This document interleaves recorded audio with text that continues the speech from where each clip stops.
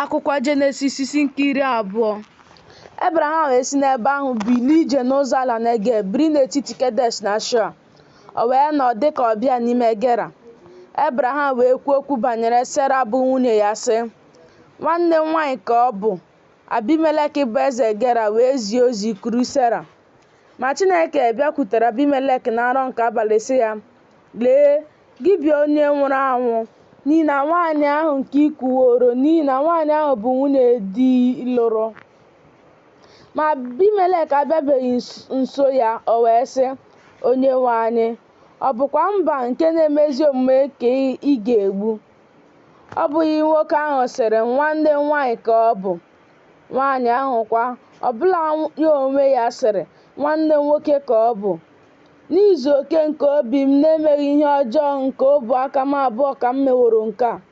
Chineke wee sị ya n'ime nrọ ahụ, mụ onwe m kwa amawo m na ọ bụ n'izu oke nke obi gị ka ị meworo nke a.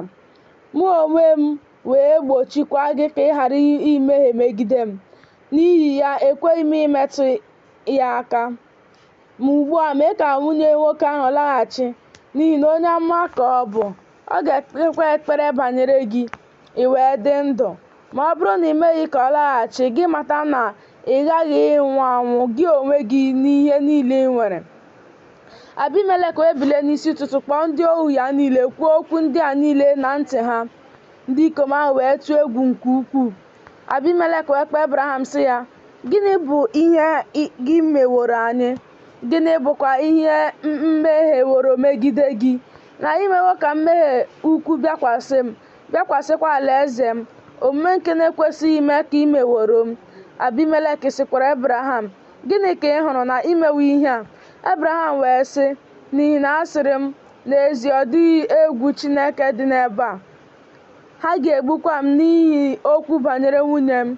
Ọzọkwa, ọ bụ nwanne m nwaanyị, n'ezie nwa nwaanyị nna m ka ọ bụ. Ọ bụ naanị na ọ bụghị nwa nwaanyị nne m. O wee ghọrọ nwunye. O ruo mgbe Chineke mere ka m si n'ụlọ nna m wegharịa, na asịrị m ya, nke a bụ ebere gị nke ị ga-emere m n'ebe niile ọbụla nke anyị ga-abịaru ebe ahụ. Gị kwuo okwu banyere m sị, nwanne m nwoke ka ọ bụ. Abimelek wee chịrị igwe ewu na atụrụ na igwe ehi na ohu ndị ikom na ndị inyom na-eje ozi nye Ebraham, meekwa ka Sera nwunye ya laghachikwute ya. Abimelek wee sị, lee, ala m dị n'ihu gị, biri n'ebe dị mma n'anya gị. Ọ sị Sera, lee, enyewo nwanne gị nnu mkpụrụ ego ọlaọcha 2 na ọgụ 10. Lee, nke ahụ bụrụ gị ihe mkpuchi anya n'ebe ndị niile nọ, bụ ndị gị na ha nọ. Ọ bụkwa n'ihu mmadụ niile ka emeziworo gị. Ebraham wee kpere Chineke. Chineke wee mee ka ahụ dị Abimelek na nwunye ya na ohu ndị inyom mma.